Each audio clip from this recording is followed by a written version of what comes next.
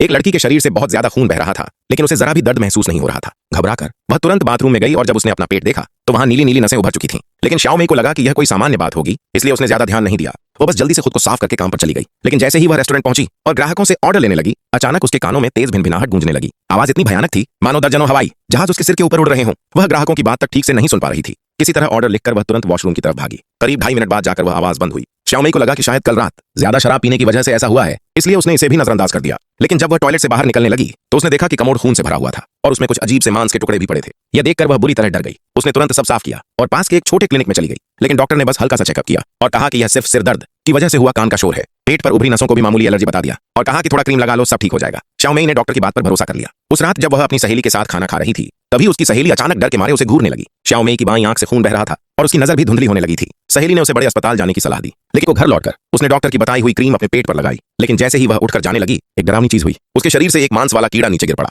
लेकिन शाओमेई ने उस पर ध्यान ही नहीं दिया। वह बस अपनी खून से भरी आंख को देखकर ब्रश करने चली गई। लेकिन ब्रश करते समय उसके मुंह से अचानक बहुत सारा खून निकलने लगा। घबराकर उसने अपने दांत को हिलाकर देखा और अगले ही पल दांत आसानी से बाहर निकल आया। इसके बाद उसके मुंह से और ज्यादा खून बहने लगा। लेकिन इतनी भयानक हालत में भी शाओमेई बिल्कुल शांत रही। उसने बस सिंक साफ किया और जाकर सो गई। लेकिन आधी रात को वह अचानक चीखते हुए उठी और भागकर बाथरूम पहुंची। उसे डर के मारे एहसास हुआ कि वह पूरी रात टॉयलेट सीट पर ही सोती रही थी। लेकिन यह शराब का असर नहीं था, बल्कि वह एक खतरनाक ज़ॉम्बी वायरस से संक्रमित हो चुकी थी। अब तीसरा दिन था। उसका शरीर पूरी तरह कमजोर पड़ चुका था। आंखें लाल हो चुकी थीं, शरीर में जान नहीं बची थी और लगातार खून बहने से उसकी हालत और खराब हो रही थी। शाओमेई समझ चुकी थी कि मामला गंभीर है। वह अस्पताल जाकर छुट्टी लेना चाहती थी, लेकिन उसका बेरहम बॉस छुट्टी देने को तैयार ही नहीं था। मजबूर होकर उसे काम पर जाना पड़ा। उसने सोचा कि शिफ्ट खत्म होने के बाद अस्पताल जाएगी, लेकिन इसी देरी ने सब कुछ बर्बाद कर दिया। ग्राहकों का इंतजार करते समय उसे महसूस हुआ कि उसके नाखून ढीले पड़ चुके हैं। उसने हल्के से एक नाखून खींचा और वह पूरा का पूरा निकल आया। यह देखकर वह बुरी तरह घबरा गई। जब उसने बाकी उंगलियां देखीं तो पाया कि एक और नाखून पहले ही गायब था। उसी समय बाहर से ग्राहकों की चीख सुनाई दी। वह भागकर बाहर पहुंची। रेस्टोरेंट मैनेजर भी उसके पीछे पीछे आया और फिर सबने देखा एक ग्राहक के खाने में पड़े फोर्क के बीच शाओमेई का टूटा हुआ नाखून फंसा हुआ था।